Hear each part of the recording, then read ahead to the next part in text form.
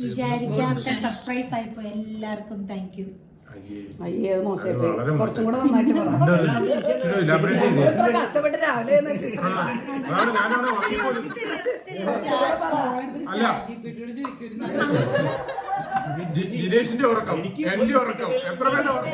ഡ്യൂട്ടിക്ക് ശേഷം ഉറങ്ങാതെ എന്റെ ബർത്ത്ഡേക്ക് വേണ്ടി എന്നെ വിഷ് ചെയ്യാൻ വന്ന ജിനേഷിനും പിന്നെ ഈവനിങ് ഡ്യൂട്ടി ഉണ്ടായിട്ടും എനിക്ക് വേണ്ടി കേക്ക് മേടിക്കാൻ പോയ സനോജിനും വൈകി വന്നതിനും അധികം വൈകിയാണെങ്കിലും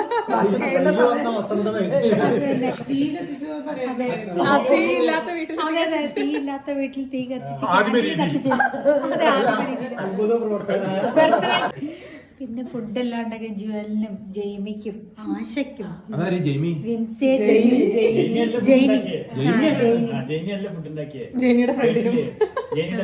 ഇതിനെല്ലാം കാണിക്കല്ലായിരുന്ന വിൻസേച്ചിക്കും ജോജോ ചേട്ടനും പപ്പയ്ക്കും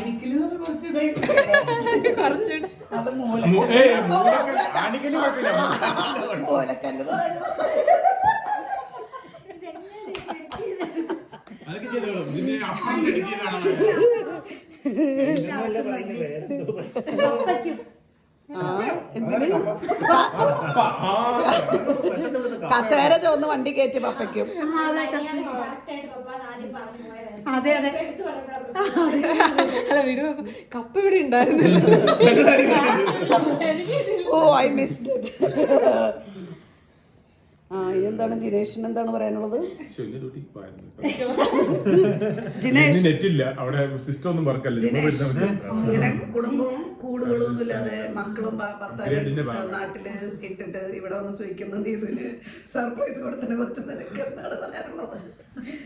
നമ്മുടെ ഒരു ഇതെങ്ങനെ PR-ലേക്ക്